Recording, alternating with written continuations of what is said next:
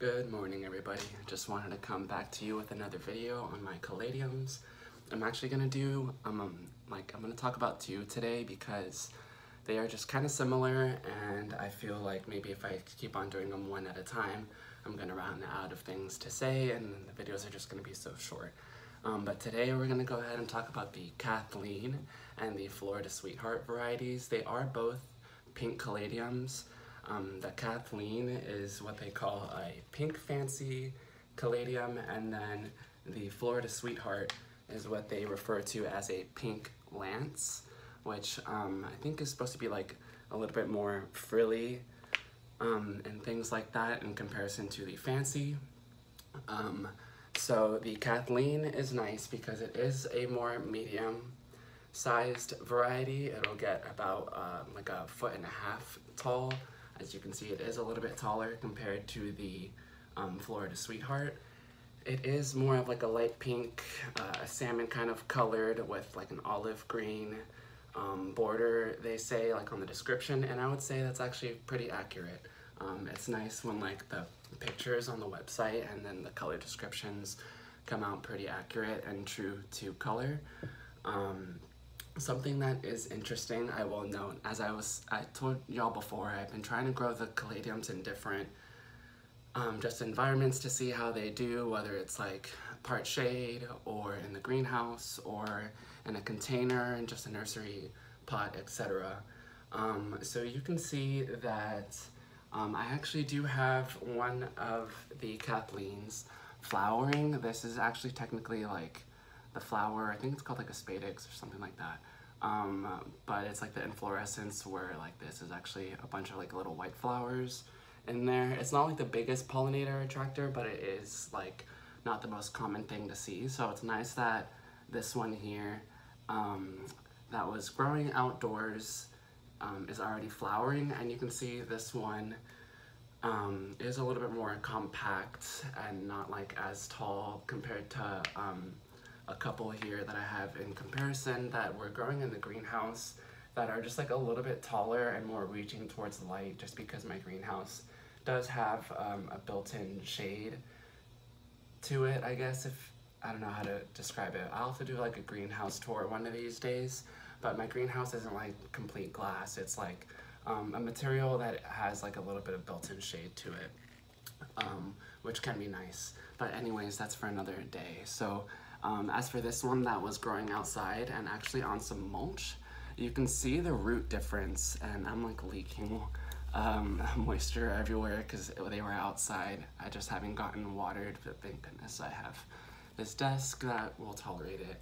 But you can see the root difference compared to this one over here that was growing outdoors and on top of mulch. You can see the roots really growing through the pot and trying to get to the other growing medium, aka like the mulch and topsoil, that it could feel, and like was really trying to establish its roots pretty deep, compared to this one that was in the greenhouse that you can see some of the roots just barely at the bottom of the pot, but it's probably not going to be as established as the one that was growing outside. So that's the Kathleen, and I did want to specify that the caladiums have been potted up in 6-inch pots. I think I guesstimated last time that they were in 5-inch. So just for your information, I did pot them up in 6-inch pots.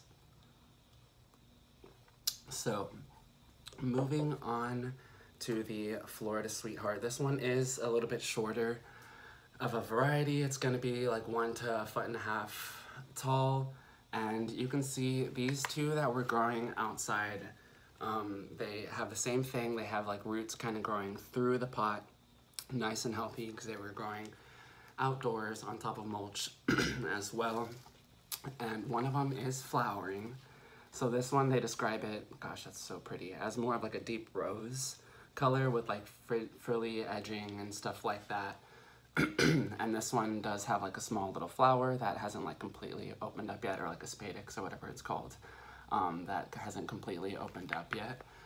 But you can see that these two that have grown outdoors are a little bit more full. Perhaps the bulb was a little bit larger on these two, but compared to this one that has been growing in the greenhouse, it's not as developed yet. The roots aren't like quite shooting through the bottom like it is over here, which this is the one that was growing outdoors. This is in my greenhouse.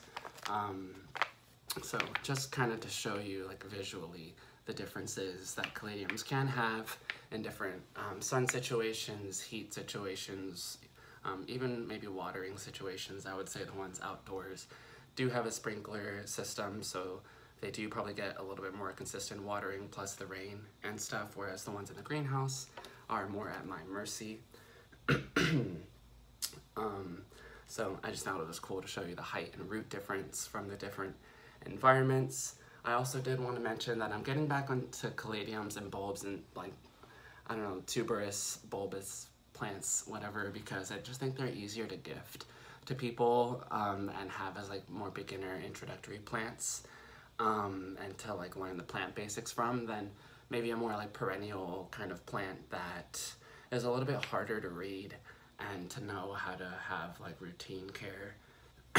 So I just think it's a cool way to have introductory plants.